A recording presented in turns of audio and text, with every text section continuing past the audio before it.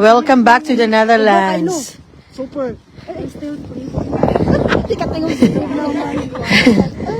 How is your travel, BP, from the Philippines? Bakit ko kanina sa mga kapatid ko, sabi ko kung merong apoy na impyerno.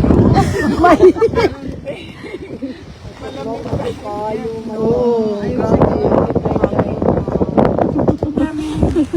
Kahit gitugnaw, yung ka mo.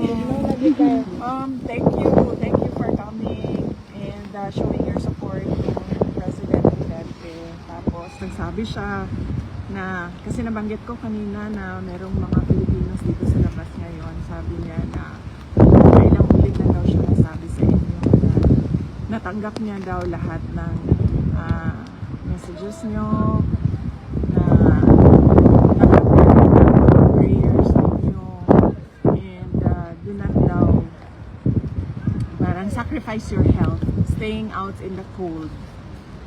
Okay lang, BPO. Sanay kami, di mo undang.